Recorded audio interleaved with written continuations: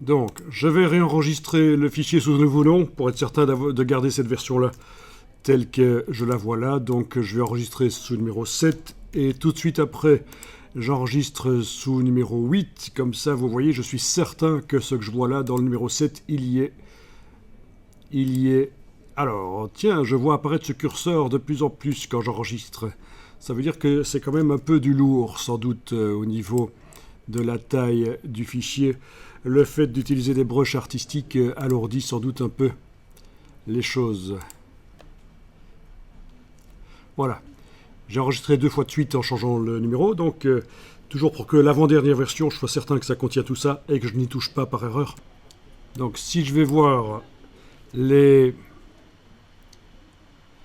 tailles, eh oui. Donc si on compare avec ce qu'on avait fait avant, les anciennes enseignes, la version la plus avancée d'enseigne, la 0.8 chez moi, 2,2 mégas. Et les oiseaux, l'oiseau que je suis en train de travailler, 46 mégas. Bon, c'est pas énorme comme fichier de nos jours, c'est pas énorme, mais malgré tout, c'est quand même à peu près 20 fois plus que le fichier de l'enseigne, donc.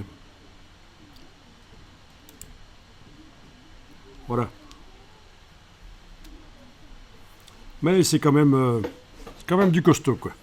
Bon, pour la petite histoire, quand j'ai commencé avec mon premier ordinateur en 94, c'est pas pour faire pour parler de moi, mais juste pour un peu situer par rapport aux tailles de fichiers, etc. Mon premier ordinateur en 94 m'avait coûté pas très cher, mais l'équivalent de 4000 euros, en fait. Et il y avait un disque dur de 250 mégas dedans. Oui, à l'époque, c'était ça. Et Photoshop, par exemple, c'était un programme qui ne faisait que 15 mégas.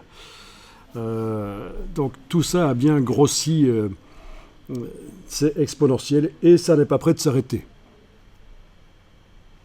Et je me souviens que j'avais travaillé toutes mes vacances pendant un mois pour pouvoir me payer un disque dur externe de 750 mégas. Donc en tout, j'avais 1 giga de disque dur, génial. Donc ça situe un peu au niveau de l'évolution de l'informatique, c'est quand même assez dingue.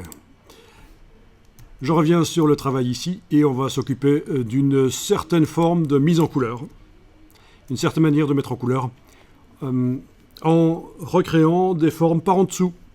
Donc au niveau précision, les formes par en dessous que je vais faire ne vont pas nécessairement coller tout à fait au trait, mais c'est pas grave parce que ça fait partie de l'expressivité qu'on a en graphisme. On n'est pas obligé de faire des choses extrêmement précises. Parfois, c'est mieux quand ça vibre, quand c'est imprécis, c'est un côté humain, naturel. Donc ça peut être très sympa. On va faire ça.